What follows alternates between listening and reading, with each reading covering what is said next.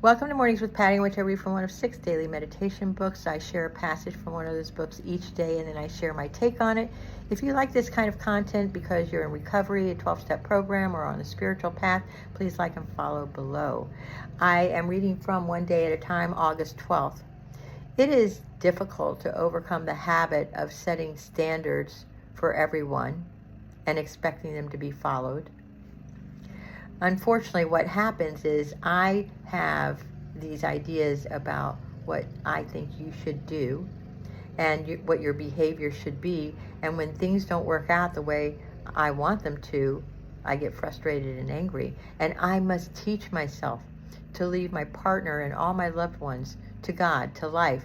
I must learn not to expect or demand. I will look for and appreciate the positive and desirable actions and not concentrate on the negative. I must, in other words, do something constructive about my own attitudes.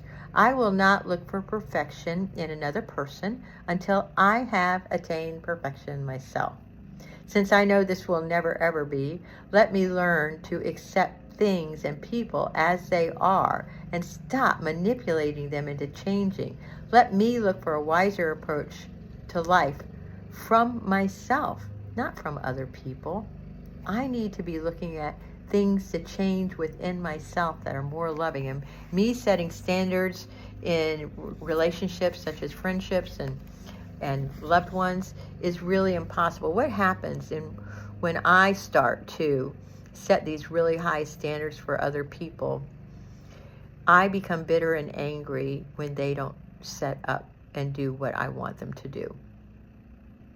And it is really demoralizing, especially when I start losing my shit over somebody for being who they are. And that's what this book and this reading is asking us, to accept people and things as they are. And then from that point of view, as Michael Singer says in Living Untethered, his book and the Surrender Experiment, if we accept people and things as they are, this is the way it is.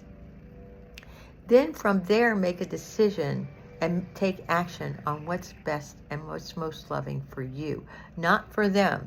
I've seen so many of my friends and family members get really upset because they're not behaving the way they want them to behave. And what happens is people get angry, they get bitter, and then there's this energy between people, myself included, and it's so unloving. And remember, my goal for this channel is about finding those things within us that are unloving and become aware of them and change them. For example, setting really high standards, and if somebody doesn't meet them, be okay with it.